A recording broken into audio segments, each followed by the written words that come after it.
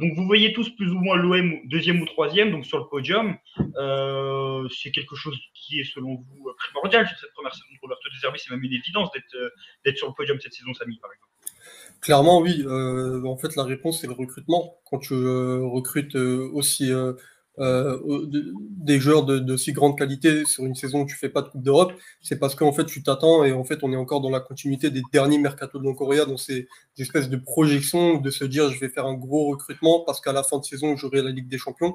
En fait, on est encore dans cet état d'esprit-là.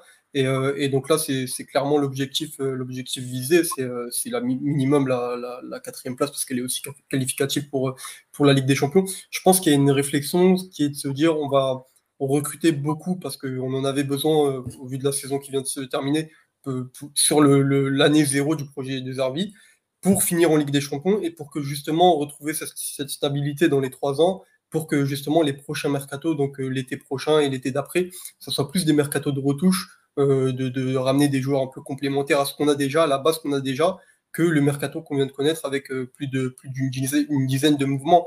Donc aujourd'hui, la qualification en Ligue des Champions, elle est capitale pour justement les 2 prochaines saisons. Mais justement, l'OM ne joue pas de Ligue des Champions cette saison, l'OM ne joue pas de Coupe d'Europe, c'est aussi lié à la saison passée. Tu l'as dit, l'OM a consenti à de gros investissements, notamment son propriétaire. Il y a des gros coups qui ont été faits. On en a parlé dans la dernière vidéo, certains joueurs qui sont clairement des joueurs calibre Ligue des Champions, Højbjerg, Mason Greenwood, des joueurs avec du potentiel qui pourraient exploser cette saison, comme Ismaël Koné, Lilian Brassy, il y en a énormément. Est-ce qu'avec un match par semaine, on ne peut pas voir plus haut, surtout avec un PSG qui a été affaibli par la perte de Kylian Mbappé. Alors certes, il y a l'effervescence de ce début de saison où, comme d'habitude, bah, ils en collent 9 à Montpellier ou 15 à Brest et on se dit que bah, ils vont gagner avec des champions. Mais est-ce qu'on devrait pas, sans en faire un objectif primordial, ou si on n'est pas champion, c'est très grave, est-ce qu'on ne devrait pas un tout petit peu ambitionner au moins de titiller le Paris Saint-Germain, Martin? Ouais, bah clairement. En fait, moi, je pense que c'est pas un objectif avoué, mais on l'a vu sur l'interview de Roberto De Zerbi. Lui, il est très ambitieux et je pense pas que ça soit pour la deuxième et la troisième année. Je pense que tout de suite, il a dû prévenir ses joueurs en off. Il a dû dire, ouais, il faut y penser, même si effectivement on sait que le PSG c'est dur, etc. Il y a forcément un monde, comme on dit souvent, le football est imprévisible. Tu es obligé d'y penser au moins un peu. Lille l'a fait, Monaco l'a fait, pourquoi pas nous? En plus, cette année, on a Greenwood. Je veux dire, c'est game changer de fou. Tu es obligé d'y penser. Ilian, je sais pas si tu es d'accord. Ouais, Ouais, bah, pour moi, ça sonne plus comme un fantasme, même si ouais, voilà, j'adorerais y croire, hein, mais je reste quand même sur cette fin de mercato, en fait. L'année dernière, on a vécu une période, notamment en janvier, lorsqu'il y avait la CAN, où on a connu beaucoup de blessures, beaucoup de pertes, et on a vu que notre effectif était amoindri, alors que quantitativement, on avait de quoi faire la saison. Là, moi, ce qui me dérange sur cette fin de mercato, c'est qu'on finit avec un latéral par poste, donc Murillo et Merlin. Et je trouve qu'on n'a pas su combler à la fin du mercato justement ce manque-là. Pour moi, on aurait dû aller chercher, il y avait les pistes Sildia, il y avait Assignon qui était sorti, et même à gauche, à un moment, c'était Martin de Kuiper. Pour moi, il fallait doubler ces postes-là, et j'ai peur qu'à un moment de la saison, un moment pivot, bah, on ait ce besoin-là et ouais. qu'on en ressente le manque. Alors oui, je sais qu'on n'a qu'un seul match par saison. L'année dernière, on s'est retrouvé à faire rentrer Gaël Lafont en demi-finale, en quart de finale pardon, d'Europa League. Mais Ilian, il y a un truc que tu oublies, c'est que l'année dernière, justement, on jouait la Coupe d'Europe et il y a eu la CAN. C'est des circonstances qui sont particulières et qu'on n'aura pas cette saison. Normalement, tu n'auras pas de CAN. Je pense que la CAN 2025, elle n'est pas prévue en 2025. Et d'une autre part, il n'y a pas de match tous les 3 jours où justement tu vas arriver dans des situations où tu fais jouer un Gaël Lafont sur un match de Coupe d'Europe. Là, non. Moi, je pense que c'est mon avis personnel. D'ailleurs, je l'exprime. Je pense qu'avec un match par semaine, ça change complètement la donne. Parce que la dernière fois que l'OM a joué un match par semaine, je crois que c'était la saison AVB, la première saison AVB, où toute la saison on joue un match par semaine et c'est une saison où on surperforme de fou, je trouve. Parce que vu l'effectif qu'on avait, déjà c'était un effectif qui quantitativement était vraiment faible, qualitativement était vraiment faible. Il y avait pour moi deux très bons joueurs d'une équipe qui se qualifie en Champions League, Camara et Payet, Mandanda qui surperforme. Mais non, moi je pense qu'on peut viser plus haut que la deuxième place. C'est-à-dire je dis pas qu'on va être champion, mais je pense qu'on peut jouer le titre. Il y a combien de journées aujourd'hui en Ligue 1? Il y en a 34. je pense que cette OM peut te tenir 29 journées à jouer le titre. Ce serait pas ouf. Moi, je pense qu'on doit en avoir l'ambition. Et d'ailleurs, Martin t'en parlait, mais Benatia, lui, là, cette ambition, on avait vu une information d'équipe comme quoi lui avait présenté une sorte de challenge à ses joueurs cette saison, c'était de titiller le Paris Saint-Germain. Ouais, t'es obligé en fait d'aller au-delà du fantasme pour reprendre les mots d'Ilian. En fait, si maintenant tu prends pas cette initiative de dire à tes joueurs on peut viser le titre, bah tu le fais quand? Moi j'ai envie de te dire, on a largement les armes pour titiller le PSG tout au long de la saison. Comme je l'ai dit, au milieu, en attaque, donc peut-être en défense sera plus problématique. Mais non, franchement, t'es obligé. Le problème, en fait, pour moi, quand tu veux jouer le titre, c'est surtout en Ligue 1, c'est vraiment que chaque semaine compte. Et moi, je compare un peu à ce qui se passe en Angleterre avec Arsenal et Manchester City. Pour moi, nous, on est Arsenal et on n'a pas le droit à l'erreur. Et ce qui s'est passé la première saison, quand l'équipe d'Arteta jouait le titre, c'est qu'à partir du moment où Saliba s'est blessé, qu'il a perdu un membre de son ossature, la perspective de jouer le titre s'est complètement anéantie. Et moi, vu qu'on est qu'au début d'un projet qui, sur 3 ans, ambitionne de gagner des titres, même si sur la première saison, bien sûr qu'on y croit et bien sûr qu'on pourrait concurrencer le PSG, leur faire mal sur la double confrontation, envisager le titre avec l'effectif qu'on a actuellement, ça reste quand même quelque chose qui résonne dans le fantastique. Mais bien sûr que l'OM a les armes et un match par semaine et qu'on a fait un mercato pour, avec le temps. Mais pour moi, cette saison, tout de suite, parler de champion de France, ça me paraît un peu présomptueux. Justement, je vais me tourner vers Samy. Déjà, est-ce que toi, tu penses que l'OM peut potentiellement être dans une lutte pour le titre, sans forcément être champion, même sans forcément terminer à 1 point du PSG, mais par exemple, concurrencer le PSG sur les 3 quarts de la saison? Et si c'est le cas, est-ce que ça tient plus à la force de l'OM ou à la faiblesse du PSG par rapport aux dernières saisons? Pour répondre à ta première question, l'OM peut et doit être dans la course au titre avec Paris. Et pour la seconde question, ça tient plus à la force de l'OM parce que je pense que ce pari, malgré le fait qu'il y ait plus ce game changer Mbappé, en fait c'est un pari qui est quand même depuis 1 an est conditionné en fait à jouer sans Mbappé. On l'a vu sur la fin, dès le mois de janvier, février, Luis Enrique jouait de plus en plus sans Mbappé et il y a quand même eu des résultats. Donc ils sont quand même allés en demi-finale de Ligue des Champions, ils ont quand même pris ce titre. Donc c'est une équipe qui est conditionnée. Donc je pense qu'aujourd'hui, il ne faut pas trop compter sur ça parce que ça serait trop facile de dire ça. Et on l'a vu sur les premiers matchs, on ne sent pas trop pour l'instant son départ. Mais c'est plus conditionné à l'OM. Et comme je le dis chaque saison, en fait, le titre, tu ne le gagnes pas ou en tout cas, tu ne le joues pas contre Paris parce qu'en fait, Paris, tu ne les joues pas chaque week-end. Tu les joues 2 fois par an. Les autres matchs, tu les joues contre d'autres équipes et dans 80%, 90% du temps, c'est des équipes qui sont prenables, c'est des équipes qui sont même inférieures à toi. Donc je pense que l'OM doit déjà faire en sorte de ne plus perdre des points comme on en a perdu contre Reims récemment, comme on en a perdu durant les autres saisons contre des équipes comme Clermont au Vélodrome la saison sous Sampaoli ou la saison avec Tudor contre Ajaccio au Vélodrome. Des matchs comme ça, tu dois les gagner sous De Zerbi, tu dois profiter justement de cette emprise sur le jeu de De Zerbi pour justement sécuriser ces matchs-là. Et puis après, quand tu joueras contre Paris, peut-être que tu auras le joker de dire, OK, ce match, on l'a perdu, mais on a sécurisé les autres points et en tout cas, on peut se rapprocher de Paris. Et à la fin, s'il te manquera 1 point, 2 points ou 4 points, ça sera effectivement les points que tu n'auras pas pris contre Paris, mais tu seras dans la course au titre et en tout cas, c'est ce qu'on dit là, ça doit être au minimum l'objectif. Après, prendre le titre, je rejoins Yann, aujourd'hui, dire que c'est l'objectif, je pense que c'est trop gros, mais en tout cas, voilà, être dans le bon wagon, comme on dit.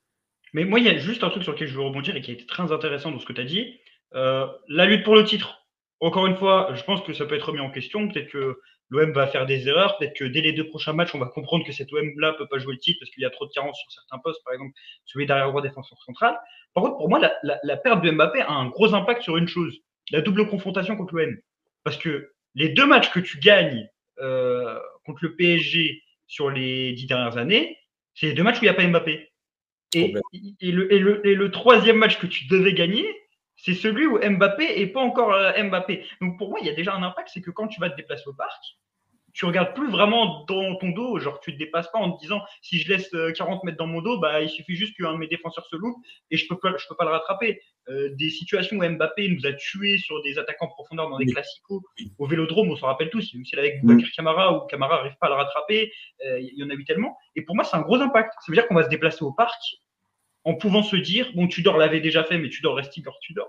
Il l'a payé sur le match retour, mais en pouvant dire, non, je viens pas me faire une défense à 5 et un peu plus de maîtrise, non, je peux y aller. Et bon, Randal Kolo Muani va vite, mais c'est pas Mbappé, quoi. Et moi, je vois vraiment un impact sur ça déjà. Après, sur le titre, peut-être un peu plus de doute. Mais en tout cas, moi, je vous rejoins dans une analyse, c'est la lutte OM Monaco.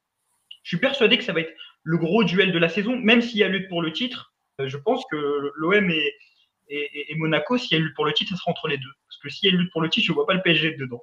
Parce que depuis que QSI est arrivé, à chaque fois qu'ils ont lâché le titre, c'était pas vraiment eux qui étaient en route pour le titre. C'était 2017, c'est Nice et Monaco, parce que Nice finit champion d'automne, et même sur la fin de saison, je crois que Paris est à 2 doigts de finir derrière Nice ou finit derrière Nice. Non, ils finissent devant Nice, mais ils sont à 2 doigts de finir derrière. La saison 2021 où Lille est champion, c'est Lyon qui finit champion d'automne. D'ailleurs, on parlait plus de titres pour Lyon que pour le PSG au cours de la saison. Et moi, je pense vraiment que Monaco a une équipe pour jouer le titre. Et je les mets aussi devant l'OM, mais vraiment, moi, c'est l'équipe dont j'ai le plus peur. Je crois qu'Iliane, tu partageais un peu ce sentiment. Clairement, pour moi, Monaco, surtout que ce n'est pas une équipe qui impressionne en Europe. Alors, il y a ce nouveau format de Ligue des Champions qui est assez difficile à envisager, en fait, parce que les phases de poule se finissent mi-janvier. Donc, c'est quand même long. Mais tu l'avais dit, mais qualitativement et quantitativement, ils ont quand même un effectif qui est l'un des plus costauds de Ligue 1 hors PSG. Pour moi, avec nous, en fait, ils ont le meilleur effectif. C'est un coach qui est là depuis un an, qui a les mêmes principes. Donc, même s'ils n'ont plus les trentenaires, je les vois bien nous résister, en tout cas. Ouais, la double confrontation avec Monaco va être vraiment intéressante. Ça va être elle va être déterminante, en tout cas, pour la Champions League. Après, tu peux plus compter à Monaco sur l'apport de Ben Yedder aussi, qui était franchement conséquent. Il faudra prendre le temps de le remplacer. Avec Balogun et Mbolo, Balogun n'est pas forcément en confiance. Donc là-dessus, tu peux peut-être compter sur quelques faux pas, quoi.